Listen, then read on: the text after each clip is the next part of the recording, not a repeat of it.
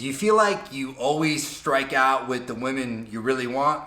Well, today, we gonna fix that. What up, homie? My name's Dave, and I put out new videos every Tuesday and every Friday to help you get the girls you want and become the man you're meant to be. Now, as you might know, a few weeks ago, I started up a brand new Facebook group called The Confident Casanovas. If you haven't joined it yet, what are you doing? You gotta get in there, bro. We're up to almost 1,000 members, and it's a great place to interact with me, as well as a bunch of other guys who are also trying to improve their dating lives. It's just a great place to get support, find some potential wingman. Plus, I post new content in there every single day. So just hit the first link in the description to join the group, join the movement, and let's crush it together. Anyway, I read most of the posts in there and respond to a lot of them. And one of the things I've seen is that a lot of guys are making the same common mistakes that's really screwing them up. And chances are you're probably making some of these mistakes too, and it's stopping you from getting the girls you really want. So today I'm gonna show you what those mistakes are and some simple ways you can fix them so you can start getting those sexy girls. Let's get into it. I ain't trying to bring you down, but for real, you might as well give up now. Think you got a chance, but I don't see how. Got a real tight grip when I hold that crown. My life been good and bad and all around. The more things I lost, the more I found. I'll see a lot of guys post, yeah, so I was taking this girl out to dinner, or so I tried to invite this girl out for a bite to eat, and I'm like, hold up. You're still trying to invite girls to dinner on the first date? What are you doing, bro? This ain't like 1940. You gotta get out of the Stone Age. If you pick a shitty first date idea, you're already gonna be digging yourself a hole that's hard to get out of, and it's gonna make it really hard for you to hook up with the girl on the first date and move things forward.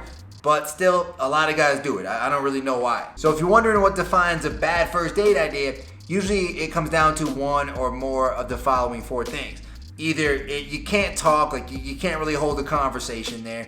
It's too expensive, it's too high pressure, or the logistics suck. So with that in mind, let's look at the dinner date. So what does that have? Well, it's really expensive because you're gonna buy all this food, right? That's one. Then it's kind of awkward to have a conversation. You can talk, but you're gonna be like sitting across from her at the table, so it feels like interview mode. That also makes it high pressure because all the pressure is on the conversation and there's nothing really to look around at and do. And finally, like, it's not super convenient logistically because it's gonna take hours to even have the dinner date.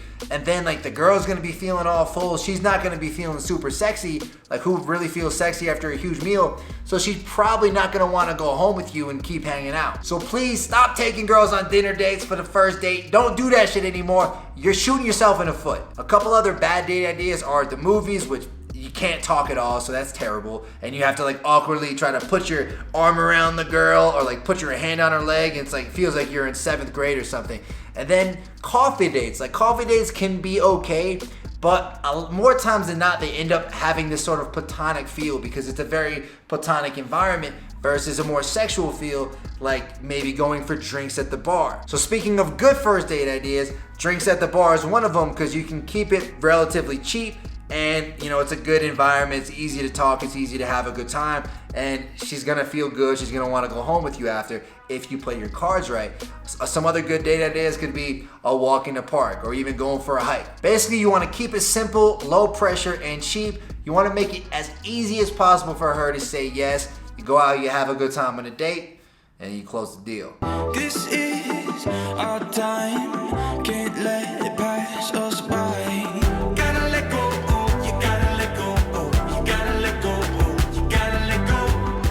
So what I'm about to tell you is probably one of the easiest mistakes to make, and way too many guys make it, but it completely screws up your dates, it screws up your ability to lead her, it screws up your hookups. And here's what it is: letting the girl lead. As a general rule, you should pretty much never let the girl dictate what's gonna happen on the date in terms of like setting up the plan, or what happens when y'all are actually out on the date. And that's because pretty much like 95% of the time, the stuff that a girl suggests for you guys to do is not gonna be conducive to y'all getting laid. She gonna be like, well, there's like this super cool coffee shop that's only like an hour away. We should totally go. Or even something like, you know what, let's meet in the middle. It makes it easier that way. When you let the girl dictate what happens on the date, you do a disservice to both you and the girl. Because think about it.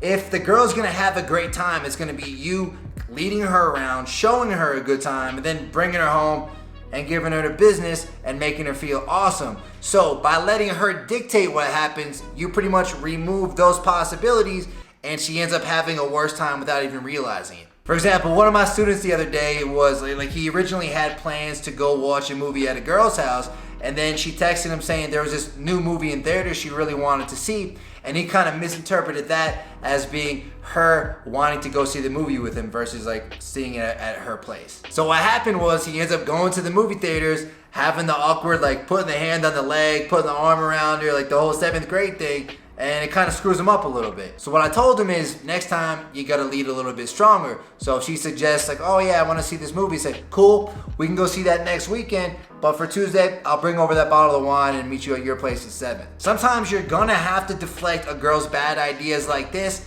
and that's okay. She's gonna respect you for doing it, and then give her the better date idea that's gonna be, again, more conducive to y'all getting laid. You got what I'm looking for. You got everything that I want. My sugar and gold. There's one thing you gotta understand about dating and about women that I think a lot of guys overlook and misinterpret.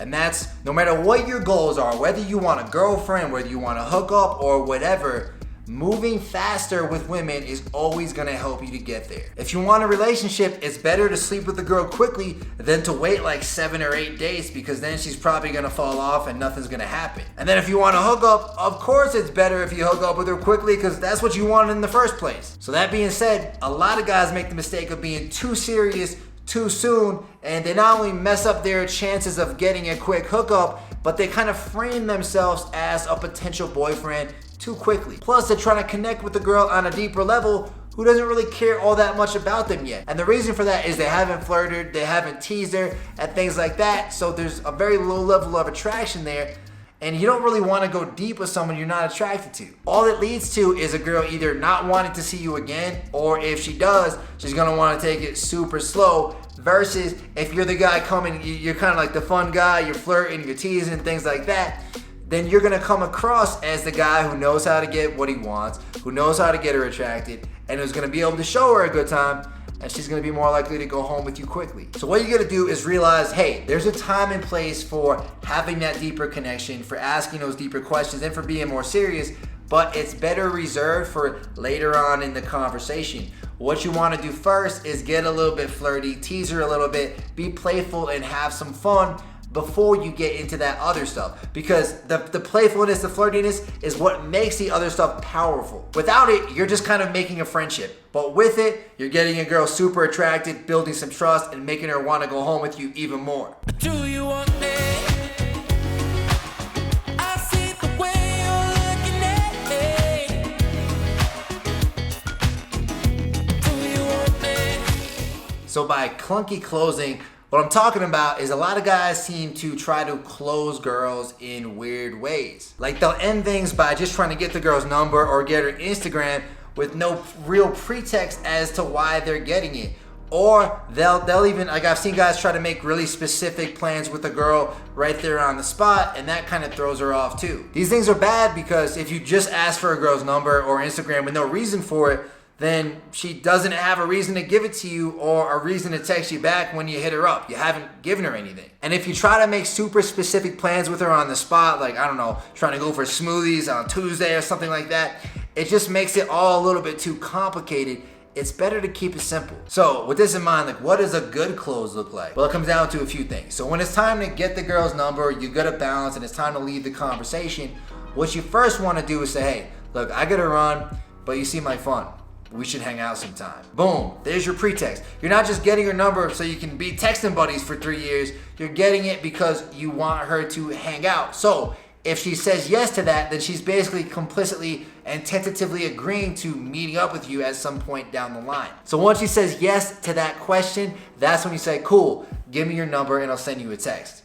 Say what's up, hello, hola. Out with the yo, say au revoir. I got all kinds of wow. I make it go bang, boom, pow. I got the magic touch. So I've seen a lot of guys fumble their text conversations with girls that probably would have been down to hang out, but they screwed things up with the way they texted them, and they ruined everything. There's really two facets to bad texting in the sense that I'm talking about. First is the needy text, and second is what I call the bad hangout text. So the needy text comes down to things like your classic double or triple texting when a girl doesn't respond for a little bit, or even just asking a girl like, hey, did I do something wrong? Like, why don't you like me?